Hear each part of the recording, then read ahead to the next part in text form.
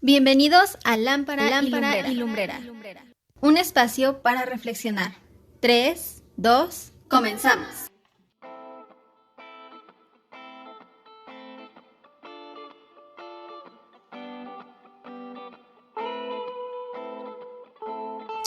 Bien, pues en esta noche, como les decía, vamos a ver un breve repaso de los primeros puntos que vimos el martes. Van a ser pues algo rápidos para después ya enfocarnos a lo que no hemos considerado. Estamos estudiando Mateo capítulo 5, lo que es propiamente el sermón del monte o el sermón de las bienaventuranzas, y más en específico pues las bienaventuranzas. Todo esto enfocado a conocer el reino de Dios. ¿Qué es el reino de Dios? Todo esto salió de aquella enseñanza que les compartí en algún momento, donde dice el Señor Jesús: mas buscad primeramente el reino de Dios y su justicia. Y decía yo, bueno, ¿qué es buscar el reino de Dios y su justicia? Y no es otra cosa, en palabras muy breves, buscar el reino de Dios es buscar todo aquello que yo debo de hacer, y buscar la justicia de Dios pues es hacerlo, ¿no? En pocas palabras o en palabras muy prácticas es eso: buscar lo que debo hacer y hacerlo. No es lo único, no es obviamente lo más profundo, no es la explicación más amplia, ni siquiera creo que sea la mejor, pero al menos sí es una práctica, una forma de definirlo práctico para poderlo llevar a cabo sin que eso nos cause pues mucha confusión en cuanto a, bueno, pero ¿qué es el reino? ¿Qué tengo que hacer? ¿Cómo debo de hacerlo? Insisto, una manera práctica es conocer lo que me toca hacer a mí en cuanto al reino. Eso es buscar el reino de Dios, y la justicia pues es llevarlo a cabo, ¿sí? Entonces, dicho esto, vamos a ver el verso 3 de Mateo 5, donde habla está hablando el Señor Jesús y dice: bienaventurados los pobres en espíritu, porque de ellos es el reino de los cielos. Y mencionábamos el día martes que ser pobre en espíritu es reconocer la necesidad que tenemos de Dios. Eso es algo que ya cada uno de nosotros, yo creo que lo ha hecho. Recordemos que este sermón que está dando el Señor Jesús, aunque supongo que había mucha gente que quizá incluso no lo había escuchado antes, pero dice aquí en el verso 1 del capítulo 5: y sentándose vinieron a él sus discípulos. Podemos entender que ya era gente que le conocía, que lo había escuchado, que creía en él, por eso eran considerados sus discípulos, y a ellos es a quienes está compartiendo este sermón. Entonces, aunque quizás sí había gente que no lo había escuchado antes, pero el sermón va enfocado principalmente a sus discípulos, aquellos que ya habían conocido de él. Así nosotros, aunque hemos conocido ya del Señor Jesús, no por eso debemos de dejar de ser pobres en espíritu. ¿A qué me refiero con esto? A que nunca debemos de pensar que ya no necesitamos de él. Le citaba el martes de aquella iglesia, la Odisea, cuando dice: nosotros somos ricos y nos hemos enriquecido y de ninguna cosa tenemos necesidad.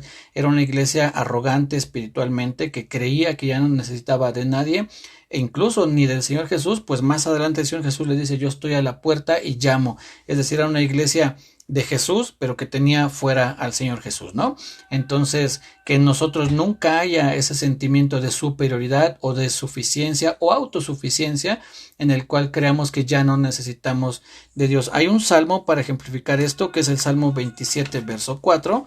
Le doy lectura rápidamente. Salmo 27, verso 4. Aunque no habla literalmente de la pobreza, pero nos da a entender esa necesidad que tenía, en este caso, el rey David, que es quien escribe este salmo. Y dice: una cosa he demandado a Jehová, esta buscaré, que esté yo en la casa de Jehová todos los días de mi vida, para contemplar la hermosura de Jehová y para inquirir en su templo. Cuando el salmista, el rey David, dice que una cosa ha demandado o ha pedido a Jehová, dice que esté yo en su casa todos los días, es porque él reconocía la necesidad que tenía de Dios todos los días. No dice de vez en cuando, pues cuando me acuerde, algún día que haya oportunidad. No, dice todos los días. ¿Por qué? Porque eso nos habla de una pobreza espiritual, en el sentido, insisto, de la necesidad que tenemos todos los días de Dios, absolutamente todos. No hay, yo creo que nadie que pueda decir: yo ya no necesito de Dios. Todos necesitamos igual de Dios. Bueno, puede ser que sí haya quien lo diga, pero obviamente está en un error, ¿no? No ha comprendido la necesidad que tenemos día a día de Dios. Otro salmo, si quieren apúntenlo para que puedan tenerlo ahí de referencia, es el Salmo 42, verso 1 y 2. Yo creo que algunos lo conocemos, que dice: como el siervo brama por las corrientes de las aguas, así clama, oh Dios, por ti el alma mía. Eso también nos habla de una necesidad de Dios. Así como el siervo, dice, brama por las corrientes de las aguas, así clama por ti, oh Dios, el alma mía. Y después el verso que sigue Dice, mi alma tiene sed del Dios vivo. Si no mal recuerdo, déjenme le doy lectura para no decirlo de manera equivocada. Es el Salmo 42. Y dice, mi alma tiene sed de Dios, del Dios vivo. ¿Cuándo vendré y me presentaré delante de Dios? Eso también que dice, mi alma tiene sed del Dios vivo, nos habla de la necesidad de Dios. Hay una diferencia entre tener hambre y sed de Dios y hambre y sed de justicia. Hambre y sed de Dios es anhelarlo a Él por lo que Él es. Y hambre y sed de justicia es querer hacer lo que a Dios le agrada que hagamos, ¿sí? Entonces, el primer salmo que les mencioné es el 27:4, el que acabo de leer es el Salmo 42:1 y 2, y hay otro salmo, el 73, Salmo 73, verso 25, que dice, ¿a quién tengo yo en los cielos sino a ti? Y fuera de ti nada deseo aquí. También eso nos habla de que la necesidad que tenemos de Dios, ¿no? Y por último, en Juan 6, versos 68 y 69, vamos a ver lo que dice aquí en cuanto a esta necesidad. Son palabras del apóstol Pedro, Juan 6, versos 68 y 69.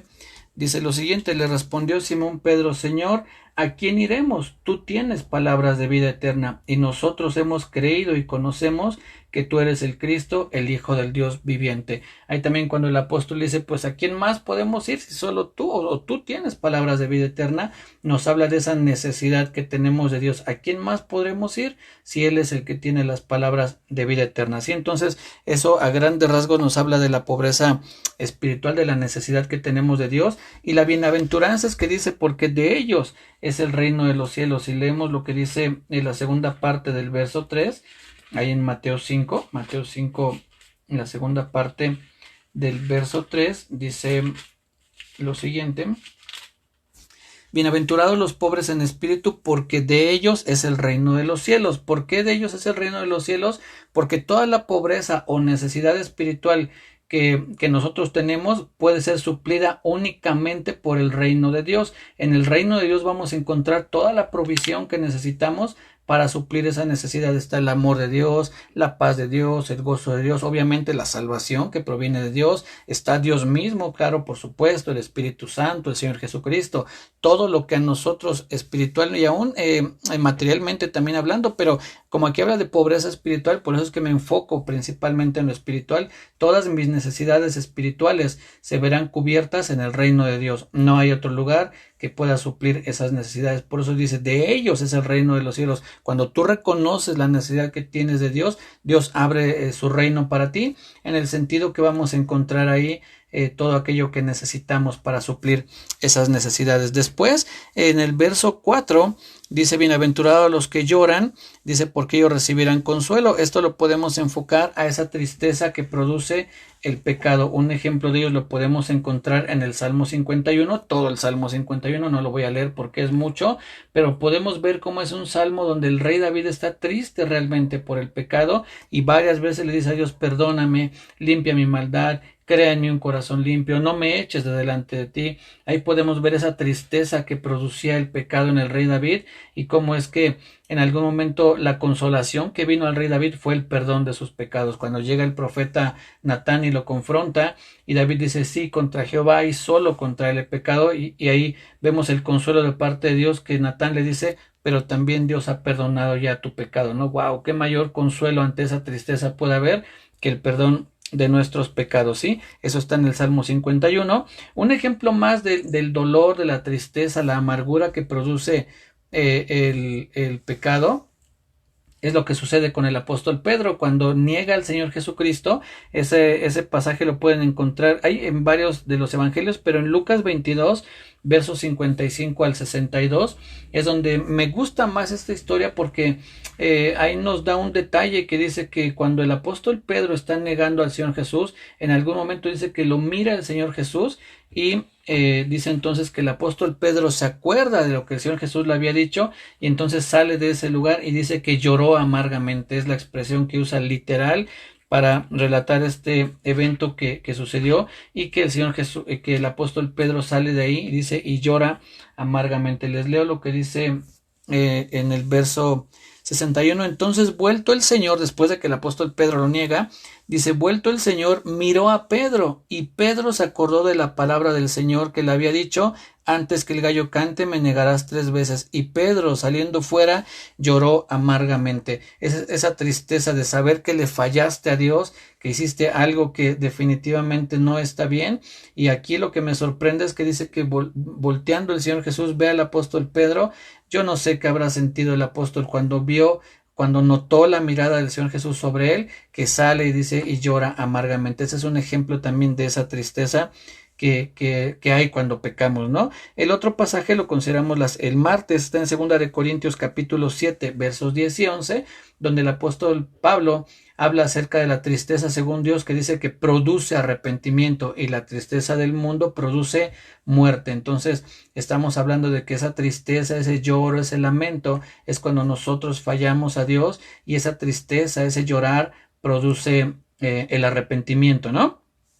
Y un pasaje más está en Isaías capítulo 40, y comienza este pasaje diciendo, el Señor está hablando Dios por medio del profeta Isaías, en Isaías capítulo 40, y dice, consolaos, consolaos, comienza diciendo este pasaje así, consolaos, consolaos, pueblo mío, dice Dios, hablad al corazón de Jerusalén, decidle a voces que su tiempo es ya cumplido, que su pecado es perdonado. Ahí está la consolación, dice en este pasaje de Mateo capítulo 5, bienaventurados los que lloran porque ellos recibirán consolación. ¿Y cuál es la consolación que aquí les dice Dios a su pueblo? Dice, consolaos, consolaos, porque sus pecados han sido perdonados. Ese es el consuelo que tenemos tú y yo ante ese llorar. Cuando nuestros pecados son perdonados, encontramos esa consolación, es decir, el perdón de nuestros pecados, ¿sí? Después veíamos en el verso 5 que dice, bienaventurados los mansos, dice, les voy a leer textualmente, verso 5, bienaventurados los mansos, porque ellos recibirán la tierra por heredad. ¿Qué es la mansedumbre? Pues el reconocer el señorío de Jesucristo, es decir, humillarme, ser manso ante él. Sí, Señor, lo que tú digas, ¿no? Tú eres el que manda, yo me someto a ti, yo hago lo que tú quieras que yo haga. Un ejemplo de esta mansedumbre la podemos encontrar en el Salmo 37, que nos da un ejemplo de esto. Y les voy a leer a partir del verso, está del 7 al 11. Salmo 37 dice lo siguiente, Salmo 37 del verso 7 al 11. La cita que les di hace ratito es Isaías 40, versos 1 y 2. Y ahorita voy a leer Salmo 37, versos del 7 al 11. Dice, guarda silencio ante Jehová y espera en él.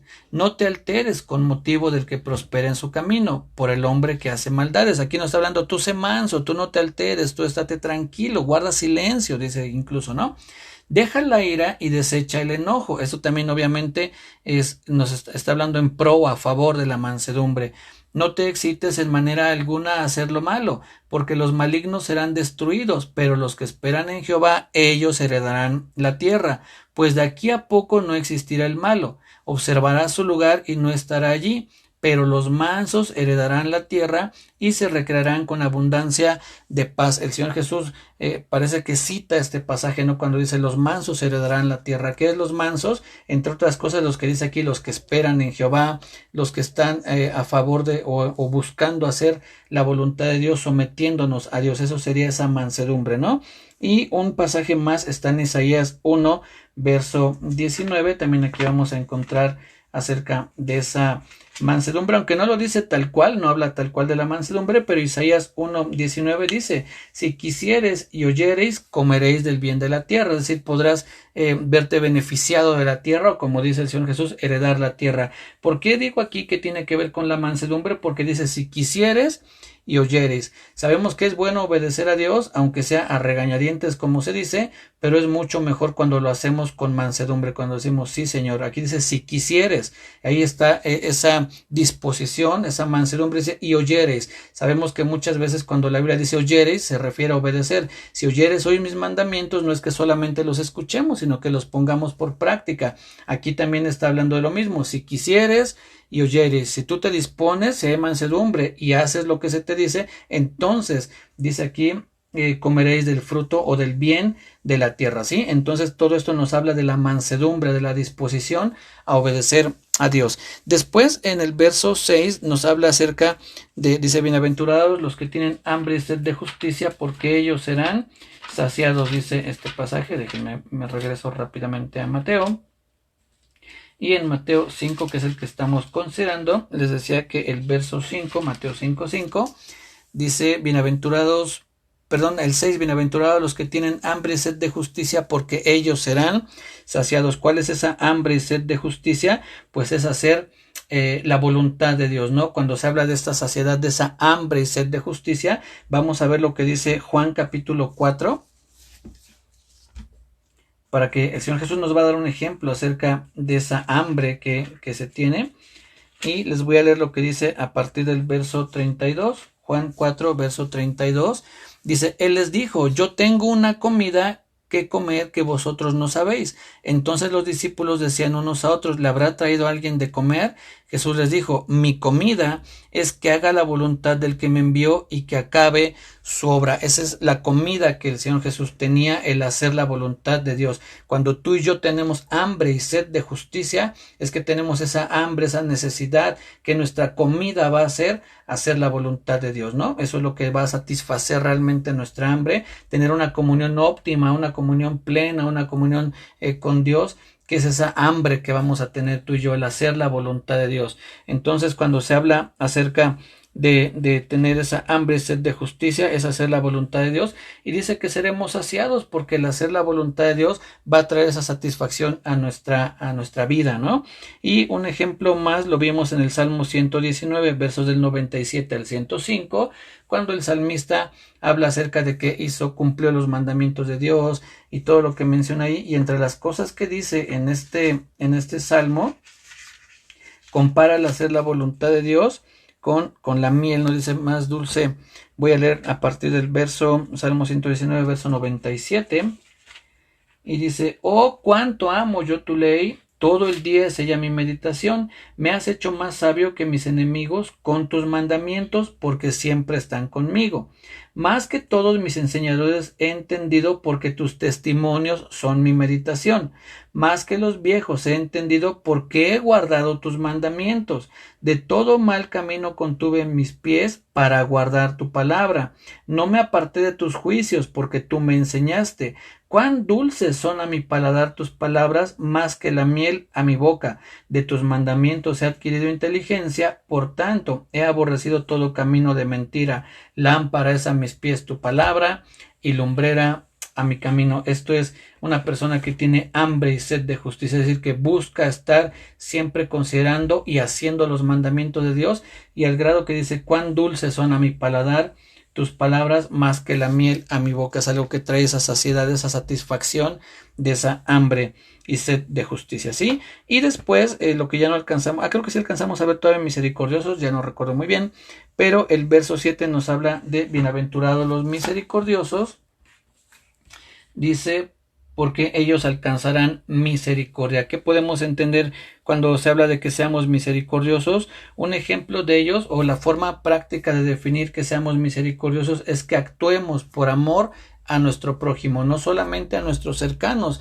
sino a todo aquel que requiere algún tipo de ayuda, ¿no? Un ejemplo de ello lo encontramos en Lucas 10, del 25 al 37, que es la historia conocida como la del buen samaritano. Esta historia que cuenta el Señor Jesús viene o se da por consecuencia que un hombre le pregunta, ¿haciendo qué cosa heredaré la vida eterna? Y el Señor Jesús le dice, bueno, ¿qué es lo que tú lees en la ley? Este hombre le dice, bueno, amarás al Señor tu Dios con todo tu corazón, con toda tu alma, con toda tu mente y con todas tus fuerzas. Dice, y el segundo mandamiento es, amarás a tu prójimo como a ti mismo. Y este hombre le dice al Señor Jesús, bueno, ¿y quién es mi prójimo? Yo supongo que el Señor Jesús esperaba más bien este hombre esperaba que el Señor Jesús le dijera, pues es tu papá, tu mamá, tu hermano, tus parientes cercanos. Pero el Señor Jesús le pone un ejemplo que debió haberle causado mucho ruido, porque le habla de un samaritano, y sabemos que entre judíos y samaritanos pues había un pleito ahí muy fuerte, ¿no? Entre ellos. Entonces le dice, descendía un hombre de Jerusalén a Jericó, si no mal recuerdo son las ciudades que menciona, y dice que fue herido y entonces pasó un sacerdote y no lo ayudó, después pasó un levita y no lo ayudó, dice, y pasó un samaritano. Ahí es donde entra en conflicto lo que es entre estos hombres, porque sabemos que entre judíos y samaritanos no se llevaban, y entonces un samaritano que se detiene a ayudar a un judío era como poco probable, ¿no? Entonces este hombre lo ayuda, e incluso lo lleva al mesón y paga para que le cuiden. Y entonces el Señor Jesús le pregunta, ¿quién te parece que fue el prójimo de este? Y el hombre le contesta, el que usó de misericordia. ¿Qué tiene que ver todo esto en el amor? Porque ellos vienen hablando de amor. ¿Quién es mi prójimo? Está diciendo, ama a tu prójimo. Y dice, bueno, ¿quién es mi prójimo? Y al final le dice, ¿quién te parece que fue el prójimo? Dice, el que usó de misericordia. ¿Qué es la misericordia? Es lo que nos lleva a actuar por amor a las personas, ¿no?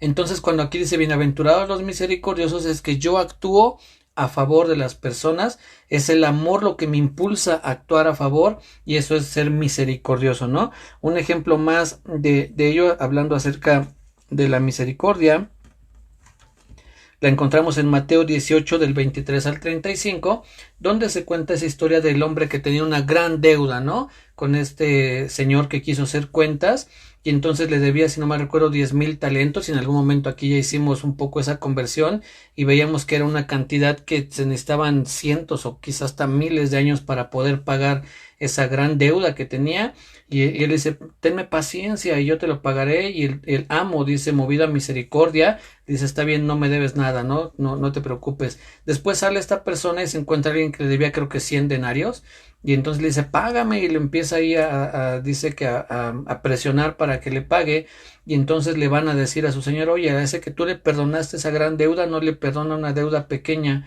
a un consiervo suyo. Y entonces él le dice, siervo malvado, si yo hice contigo misericordia, tú también debías de haber sido misericordioso.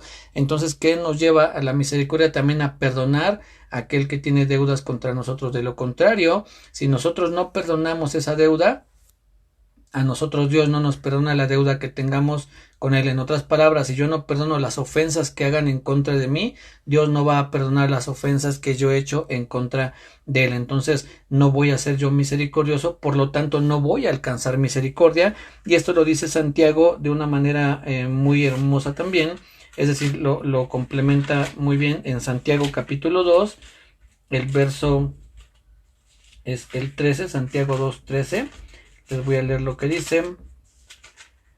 Dice, porque juicio sin misericordia se hará con aquel que no hiciere misericordia, y la misericordia triunfa sobre el juicio. Así es que nosotros debemos de amar a nuestro prójimo, no solamente a las personas cercanas a nosotros, sino a todos aquellos que nos rodean, incluso aquellos que no son pues tan cercanos a nosotros. Lo vamos a ver un poquito más adelante en otro ejemplo, hablando de los pacificadores, en cuanto a ese amor que debemos tener. Pero ¿qué es ser misericordioso? Es actuar por amor a favor de las personas, ¿no? Dice, bienaventurados los misericordiosos, porque ellos alcanzarán misericordia. Dios actuará a favor de nosotros por el amor que nos tiene. Ya lo hizo, ¿no? Cuando envió al Señor Jesucristo, pero sigue vigente esa acción tanto de parte mía hacia mi prójimo como de Dios hacia mí. Si yo soy misericordioso, si yo actúo por amor a mi prójimo, Dios va a actuar por amor a mí, a mi favor, no va a hacer cosas que me beneficien, que me bendigan cuando yo lo hago así por alguna otra persona. Así, por eso dice, bienaventurados los misericordiosos, porque ellos alcanzarán misericordia. Dios actuará a tu favor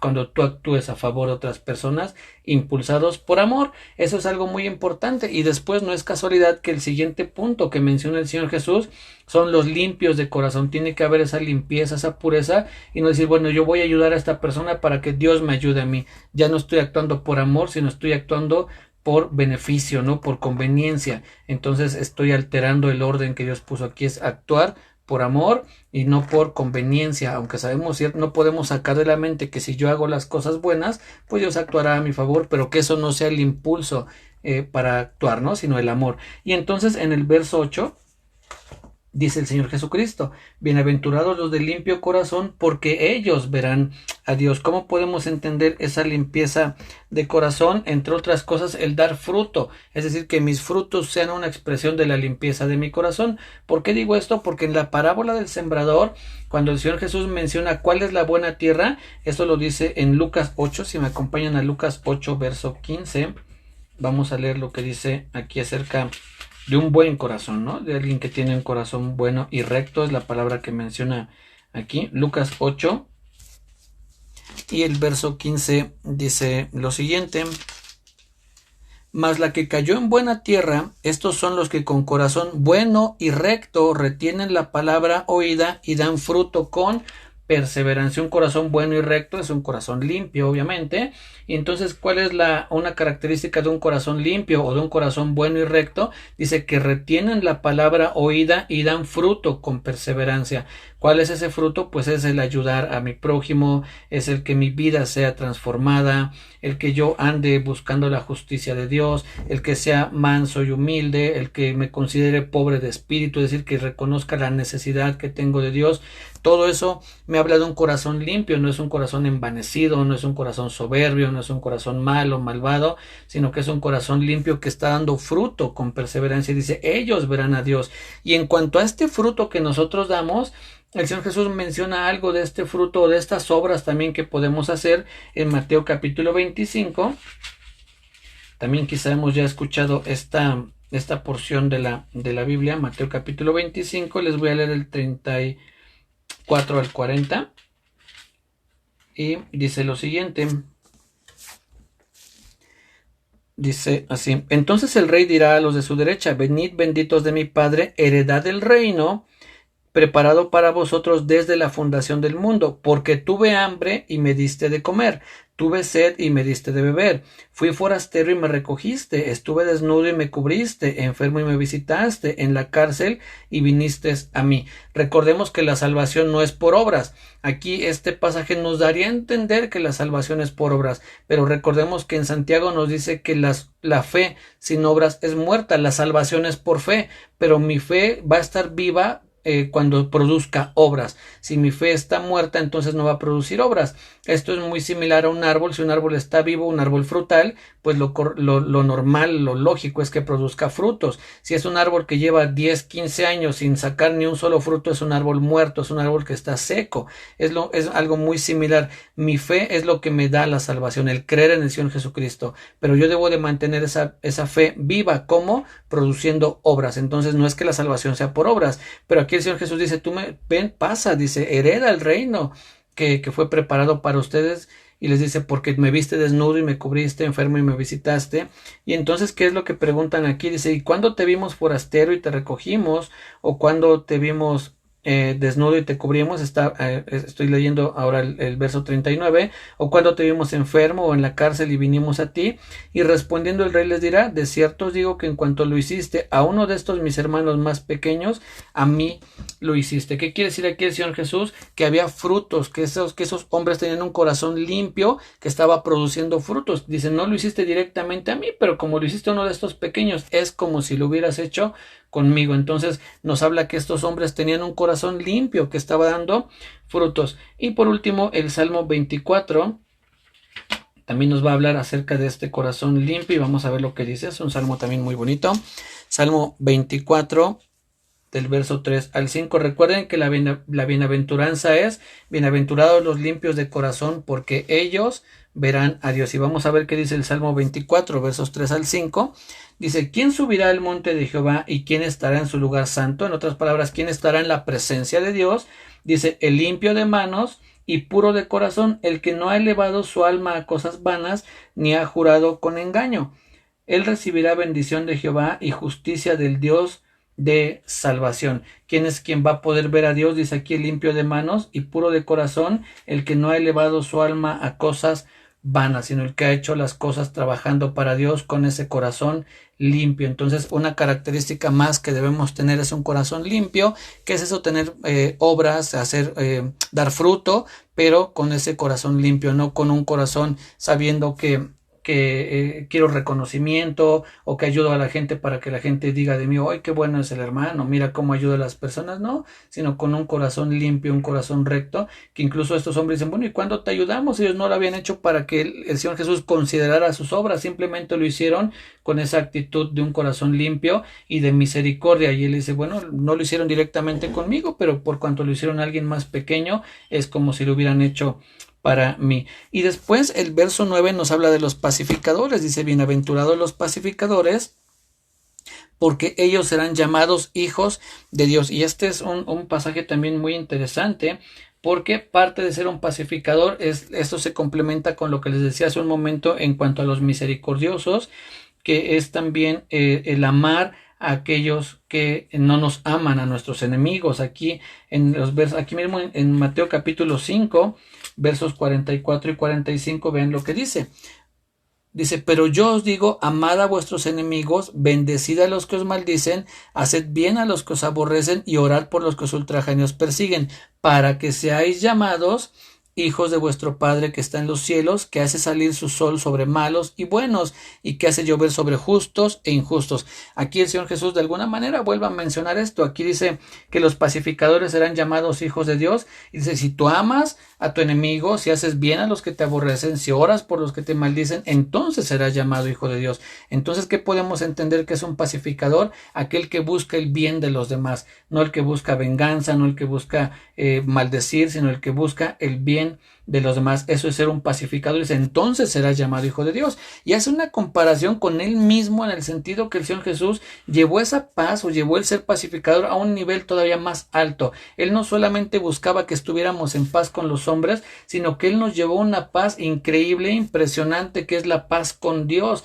Una paz que tú y yo no podíamos tener porque nuestro pecado nos distanciaba de Dios. Había una enemistad entre Dios y nosotros por causa del pecado. Pero el Señor Jesús llevó ese ser pacificador a un nivel sublime. Entonces él es el Hijo de Dios, y dice, bueno, si ustedes se comparan de alguna manera a esto, si ustedes buscan también estar en paz con los hombres y llevar a los hombres a la paz con Dios, serán llamados hijos de Dios. No el Hijo de Dios, porque el Hijo de Dios es él, pero seremos también hijos de Dios.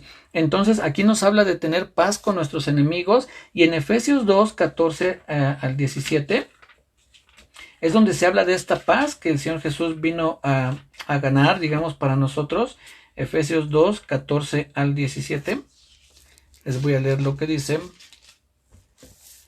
Dice, porque Él, hablando del Señor Jesucristo, Él es nuestra paz, que de ambos pueblos hizo uno, derribando la pared intermedia de separación, aboliendo en su carne las enemistades, la ley de los mandamientos expresados en ordenanzas, para crear en sí mismo de los dos un solo y nuevo hombre, haciendo la paz, y mediante la cruz reconciliar con Dios a ambos en un solo cuerpo, matando en ella las enemistades. Mediante el sacrificio del Señor Jesús, dice que hizo la paz, dice en este verso, y mediante la cruz reconciliar con Dios ambos. Había una enemistad, y el Señor Jesucristo fue un pacificador. Mediante su sacrificio, dice que nos reconcilió con Dios. Y otro pasaje que también nos habla de esto está en Romanos capítulo 5, el verso 1. Romanos 5:1 dice, justificados pues por la fe, tenemos paz para con Dios por medio de nuestro Señor Jesucristo. Él fue el pacificador entre Dios y nosotros. Si hoy tú y yo tenemos paz para con Dios, fue por medio de nuestro Señor Jesucristo. Y si tú y yo somos pacificadores, si le hablamos a la gente acerca de Dios, si nosotros les llevamos a la reconciliación con Dios, entonces también seremos pacificadores y seremos llamados hijos de Dios. Haremos las mismas obras que nuestro Señor Jesucristo. Ya no tenemos nosotros que morir en la cruz, ya murió Él. Él ya hizo la obra más grande, ya la hizo Él. Hoy solo tú y yo tenemos que hablar de esa obra que hizo Él para ser pacificadores con las personas. Y vamos a ver, nos queda un poco menos de 5 minutos. Les voy a pedir, por favor, si es que se llega a cortar la reunión y no hemos concluido, que nos conectemos otro poquito para terminar este pasaje, y ya el próximo martes hablar de otro, en cuanto a otros pasajes acerca del reino. Pero es bien importante que concluyamos hoy ¿sí? Verso 10 dice, bienaventurados los que padecen persecución por causa de la justicia, porque de ellos es el reino de Dios. Aquí parece que el Señor Jesús está cerrando el ciclo. Comienza diciendo, bienaventurados los pobres en espíritu, porque de ellos es el reino de los cielos. Y después aquí parece que cierra este ciclo diciendo, bienaventurados los que padecen persecución por causa de la justicia, porque de ellos es el reino de Dios. Parece que aquí se cierra otra vez, ¿no? Y entonces dice, bienaventurados los que padecen persecución. ¿Y qué es esta persecución? Por causa de la justicia, es decir, cuando tú buscas hacer las cosas correctas, vas a ser perseguido. Hoy lo podemos ver muy claramente cuando, si uno habla en contra de la ideología de género, si uno habla en contra del aborto, entonces uno es perseguido. Entonces el que está mal es uno, está uno incitando al odio, son discursos de odio. Se está cumpliendo cuando dice que en algún momento a lo bueno le sería llamado malo y a lo malo bueno. Hoy somos perseguidos por llamar las cosas tal cual son, lo malo malo y lo bueno bueno. Entonces hay esa persecución por causa de la justicia. Y entonces el pasaje que quiero mencionar está en Juan capítulo 15. Y vamos a ver por qué es que hay esa persecución en contra de nosotros. Juan 15, versos 18 y 19.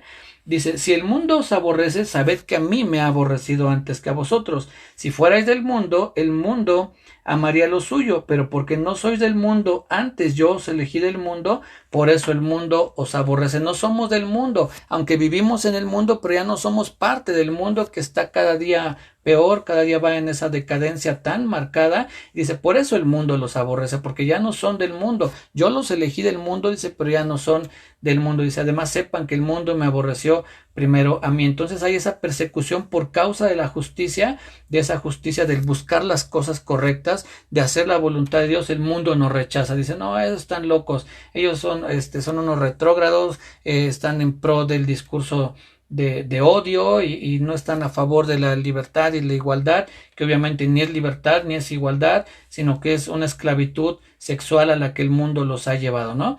Entonces, en ese sentido somos perseguidos por el mundo. Dice, bienaventurados cuando padezcan persecución por causa de la justicia, dice el Señor Jesús en este pasaje, en el verso 10, dice,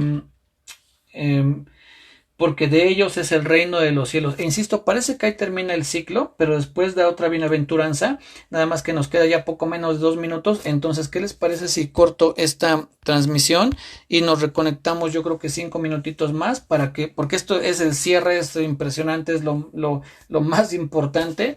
Y no quiero comentarlo así de manera tan apresurada. Entonces, por favor, voy a terminar esta reunión y regálenme 5 minutitos más para poder concluir, ¿sale? Entonces nos reconectamos, por favor. Para, como les decía, no terminarlo tan apresurado. El verso 10 dice entonces que bienaventurados los que padecen persecución por causa de la justicia, es decir, por hacer lo correcto. El mundo cada día nos va a ir persiguiendo más por predicar las cosas correctas, por estar en pro de la vida, el matrimonio entre hombre y mujer, y que no hay un tercer, ni cuarto, ni quinto, ni quién sabe cuántos sexos y variantes hay, sino que solamente dice Dios creó hombre y mujer, ¿no? Entonces no hay más, y veremos esa persecución en cada uno de nosotros, ¿no? Y entonces dice el Señor Jesús en este pasaje, bienaventurados sois cuando bienaventurados los que padecen persecución por causa de la justicia, porque de ellos es el reino de Dios. Insisto, les decía, parece que aquí podría concluir todo y decir, pues sí, así como comenzó diciendo que bienaventurados los pobres en espíritu, porque de Dios es el reino, también de aquellos que son perseguidos, porque de ellos es el reino. Ya no somos de este mundo, sino de ellos es el reino. Pero el Señor Jesús parece que se sale como pareciera, obviamente no es así, ¿no? Pero en la sabiduría que Él tiene da una bienaventuranza más, y es aquí donde cierra todo y donde todo tiene como ese clic, como todo tiene sentido. El verso 11 y 12 dicen, bienaventurados sois cuando por mi causa os vituperen y os persigan y digan toda clase de mal contra vosotros mintiendo. Primero dice, sí, cuando hagan lo correcto, pero también déjame te digo, hay un hombre que se llama Agustín Laje. Ese hombre está en contra del aborto, es decir, es un hombre que va en busca de cierta justicia. Pero este hombre, al menos lo que yo me enteré y me sorprendió, hace poco le preguntaron, oye, ¿ya has leído la Biblia? Y dijo, no he leído la Biblia. Y yo me sorprendí porque es un hombre que de verdad parece que conoce tanto de Dios y que está a favor de la vida y de tantas cosas que no pretendo ahondar ahorita, pero cuando el Señor Jesús dice, no, no se trata solo de hacer la justicia, sino se trata de mí. Todo lo que estamos hablando, el ir en pos de la justicia, el ser, bueno, desde el principio cuando dice pobre en espíritu, los que lloran, los mansos, y todo lo que hemos venido considerando, los que tienen hambre y sed, los misericordiosos, los de limpio corazón, dice, todo tiene que ver conmigo, todo empezó conmigo. Si tú y yo hoy podemos estar conociendo esto, es porque tú y yo hemos conocido al Señor Jesucristo y ha comenzado nuestra vida a ser transformada. Sí, es un politólogo, dice la hermana Arely, exactamente, Agustín Laje. Entonces, todo tiene que ver con el Señor Jesús. No se trata solo de defender las causas por una causa buena, sino porque somos seguidores del Señor Jesucristo.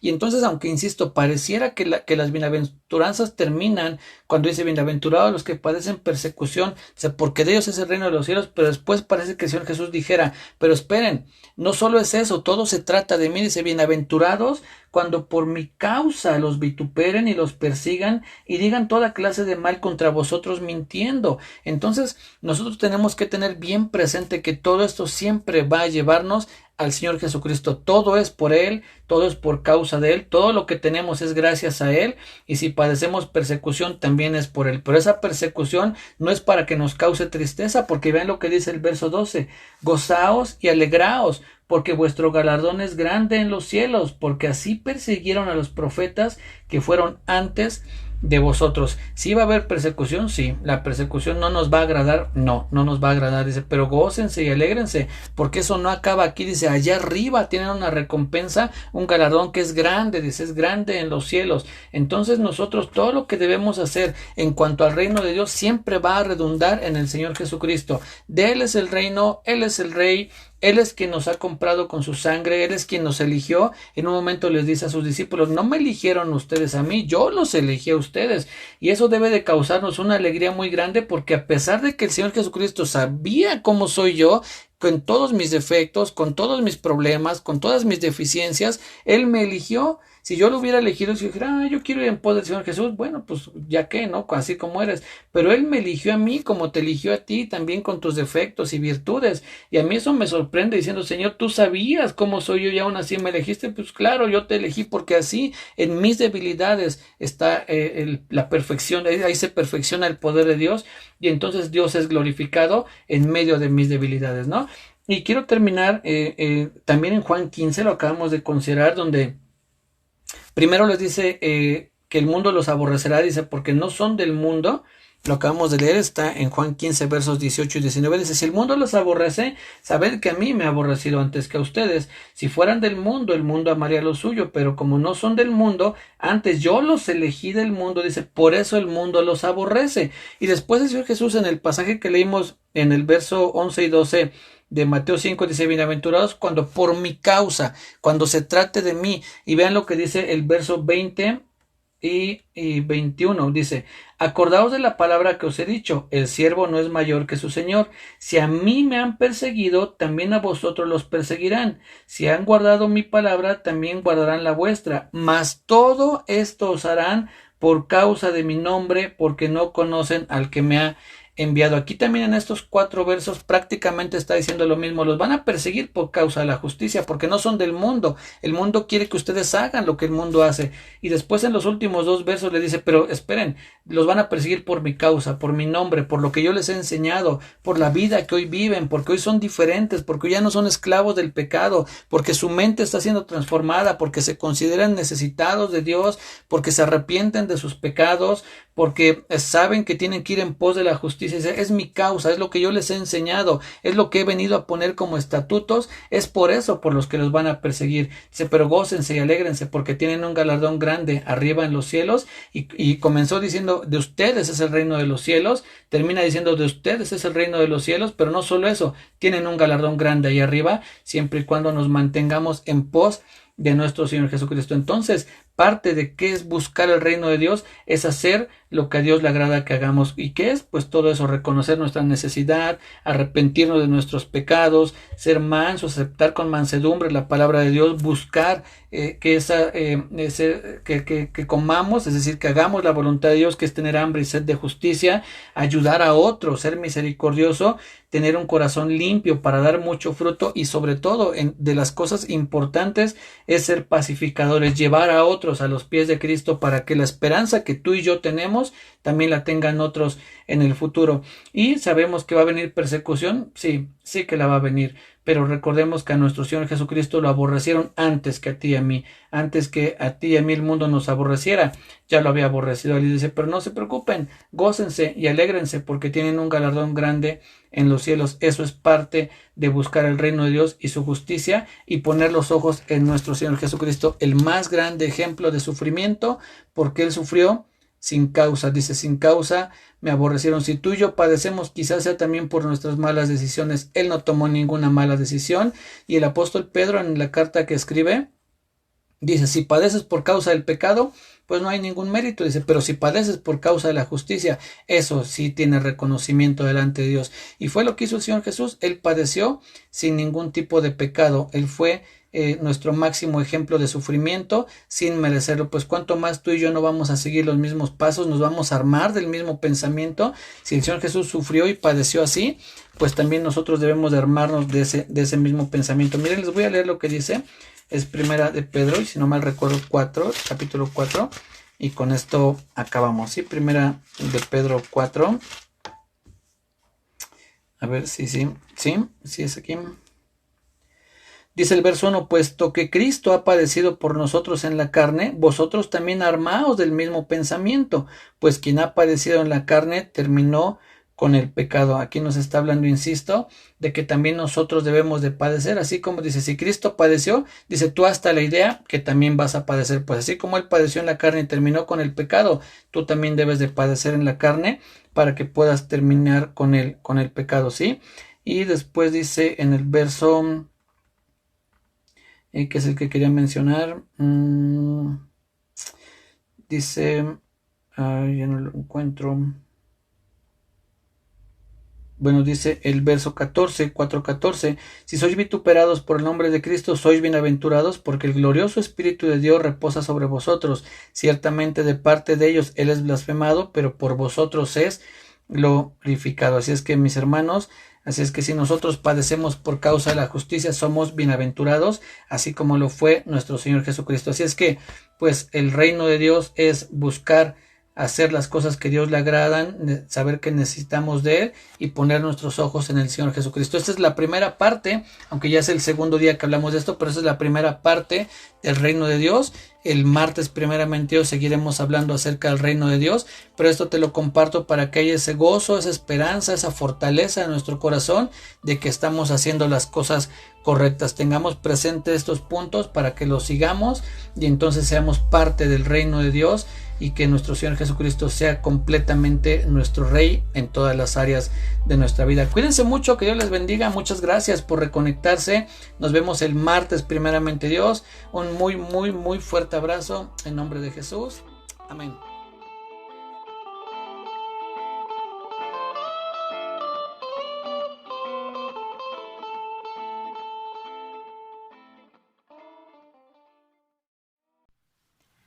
Gracias por acompañarnos en la enseñanza de hoy. Esto es Lámpara y Lumbrera. Nos vemos pronto.